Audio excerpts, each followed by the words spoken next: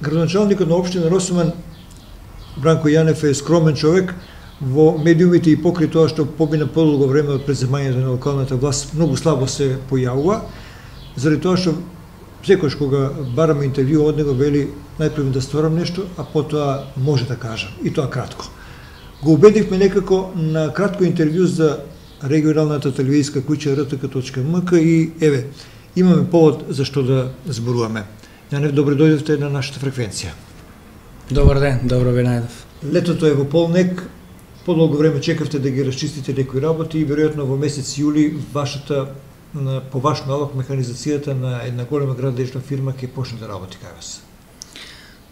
Па добро, еве, вие се сеќавате дека пред непол месец најавивме дека наскоро ќе почнеме со реализација на решавање на одредени инфраструктурни проблеми и еве после цела таа постапка која и не е така кратка, успеавме да дојдеме на крајот од таа постапка и денеска или денови веќе треба да подпишеме договор со изведувачот кој беше одбран по пат на јавна надавање и од другата недела, здравје Боже, се надеваме дека ќе почнеме со реализација на она што го зацртавме како проблем за почеток. А што е тоа што јавноста треба да го знае, што вие како офанзива во комуналната сфера ќе го направите? Па тоа е за почеток, како што порано кажавме, решавање на одредени инфраструктурни проблеми, односно изградба на улици, и тоа не само во Росуман, него и во останатите населени места од нашата општина. Колку е вредноста на нова вложување на локалната самоуправа? Цирка? Цирка околу 2.200.000 денари беше постигната на јавното надавање. Почетната цена беше околу 3 милиона денари, така да се стигна со јавното надавање на една сума од 2.200.000 денари. Добро, одлично би рекол дека тоа добро. Кажете ми, по 6-7 месеци колку ја практикувате власта, 8 да кажам, ги средивте ли состојбите, има ли проблеми во практикувањето на градоначалничката функција во оваа општина?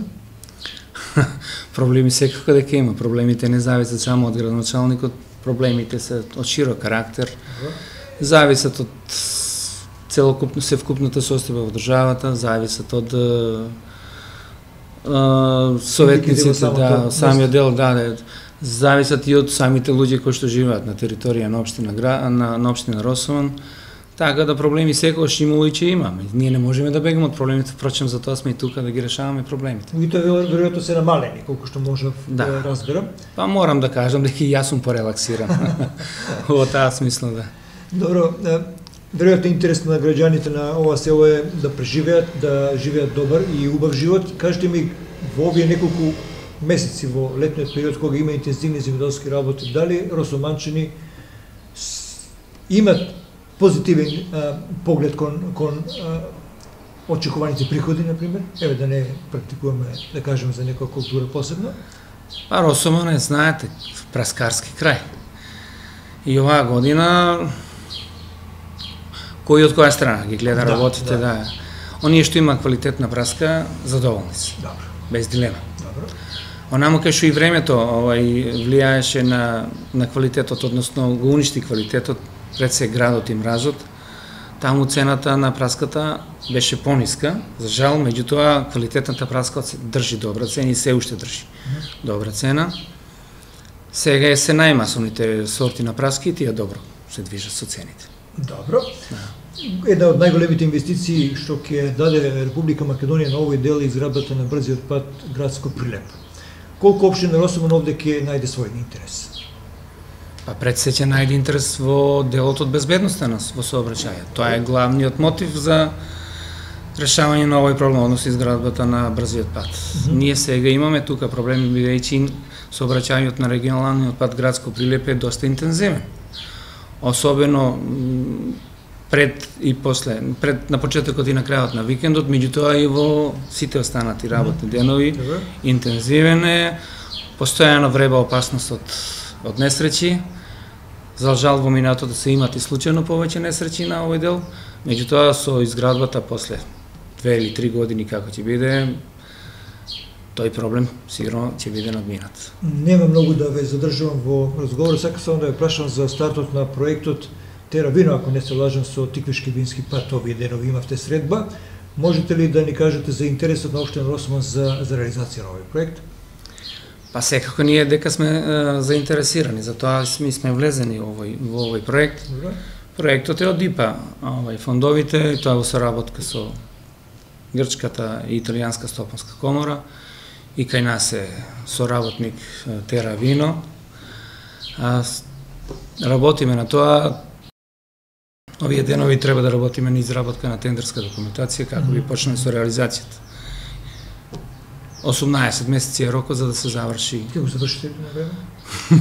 Како оптимисти сте? Оптимисти сте, да, разбира дека сме оптимисти. Тоа е огромен проект, меѓутоа верувам дека ќе го завршите, бидејќи општина Росман ќе добие добри инфраструктурни објекти. Така, ние за почеток нови имаме некои работи кои што треба да ги промениме во делот од проектот, кои што не се предвидени за реализација на овој проект, пред се во санирањето на меѓуспратниот дел. Од тие причини малку и касниме, бидејќи не е предвидено како да се реши тој дел. Има и други недостатоци во делот на проектот, меѓутоа ние еве сега за тоа работиме и со доставуваме барање за измена на некои одредени позиции, како проектот би бил успешно реализиран. Да. Ја превршуваме оваа наша кратка мини средба. Кажете ми што е тоа што во наредните година-две како репер вие да го завршите, а ке ви треба време? Или потреба на Росман? Да, потреба на сите граѓани. Веќе неколку пати потенцирав, еве имаме актуелна лоша состојба со водоснабдувањето. Имаме интервенции од здравствен завод, каде имаме укажување дека водата во Камендол и Дебриште е неисправна за пиење. Работиме на тоа и временските прилики влијаеа, меѓутоа проблемот трајно не е решен. Значи, проблеми со водоснабдувањето има секако и во, туку рече, во сите населени места. За Росман канализацијата е приоритет. Има и тука овој дел што е за одводнување во близина на општинската зграда. И се разбира хигиената, решавањето на хигиената на овој, не само во Росман, него и општо во целата општина, во сите населени места, бидејќи сега организирано собирање на смет има само во Росман. Останатите населени места тоа не се офатени. Капацитетот на комуналното предпријатие кај нас е таков како што е, со мал број на вработени, со мали средства за производство, односно камиони, трактори и помошни други средства кои би овозможиле поорганизирано собирање. Дополнително тука и идејата, односно намерата да се лоцира тука регионалната депонија, за која сте уште немаме расплет. Да, тоа во иднина очекуваме да се случи. Како ќе се одвиват работите? Ја не слободно да прашам, повеќе месеци практикување на оваа функција. Можете да ни кажете, тешка ли е? Па морам да бидам искрен, оваа работа е и захтевна работа. Не е во физичка смисла. Затоа што тука сме да ги решаваме реалните проблеми, меѓутоа често пати се случува да решаваме проблеми од друг карактер. Тоа е најтешкиот дел, впрочем, од работата. Меѓутоа, колку што чув, добри менеджерите за сега како да рачувате. Крајот ќе каже дали е тоа така или не е така. Од секој ше таков скромен и веројатно така и ќе биде со оглед на тоа што градоначалникот на општина Росман се предава целосно кон работата и ниедна работа не е почнува ако не е достоен да ја заврши. Како таков го познавам одамна и еве сега на оваа функција истата работа ја практикува. Почитувани и благодарам. Ова беше мини интервју со градоначалникот на општина Росман Бранко Јанев. Благодарам.